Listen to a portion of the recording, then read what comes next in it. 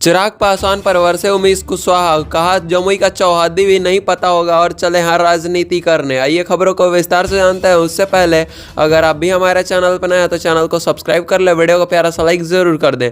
जदयू प्रदेश अध्यक्ष उमेश कुशवाहा ने बीजेपी को घेरा। उन्होंने कहा कि बीजेपी वालों सरदार वल्लभ भाई पटेल समेत किसी से कोई मतलब रखा नहीं जाता इनसे। वहीं चिराग पासवान के इस बयान के पलटवार करते हुए कहा कि चिराग पासवान जमुई के चौहद्दी को भी नहीं जानते और चले हैं राजनीति कर। बिहार में पूर्व केंद्रीय मंत्री रामविलास पासवान की विरासत को लेकर विवाद कम होने का नाम नहीं ले रहा। एक और बेटे चिराग पासवान हाजीपुर सीट पर दावा ठोक रहे हैं। उनका कहना है कि वो रामविलास पासवान के असली वारिस हैं। तो रामविलास पासवान ने भी चिराग पासवान को कहा दिया कि वह हाजीपुर सीट को नहीं छोड़ेंगे। इस दौरान उन्होंने भतीजे और जमुई सांसद चिराग पासवान को फटकार भी लगाई।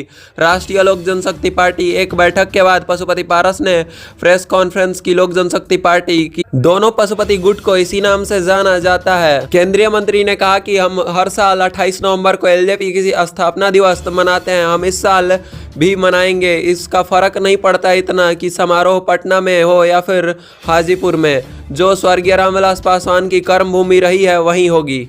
केंद्रीय मंत्री पशुपति पारस ने साल 2021 में चिराग पासवान की अध्यक्षता एलजेपी से अलग गुट बना लिया था। जब उनसे पूछा गया कि वह 2024 में लोकसभा चुनाव में अपनी पार्टी के लिए कितनी सीटें चाहते हैं तो उन्होंने कहा कि साल 2019 में 3 दल शामिल थे एनडीए में और अब तक 39 सीटें जीती थी। अब इनमें केवल 2 दल हैं और हम बीजेपी के एकमात्र स्थिर सहयोगी हैं। ऐसे कई लोग हैं जिन पर भरोसा नहीं किया जा सकता। पशुपति पारस का इशारा चिराग पासवान की लोक जनशक्ति पार्टी की ओर था। इसके अलावा पूर्व केंद्रीय मंत्री उपेंद्र कुशवाहा की राष्ट्रीय लोकतांत्रिक जनता दल और बिहार के पूर्व सीएम जीतन राम मांझी की हिंदुस्तानी अवाम मोर्चा भी उसके निशाने पर थी। बता दें कि एलजेपी से चिराग पासवान एकमात्र सांसद हैं जबकि अन्य दलों का अन्य सदस्य नहीं है।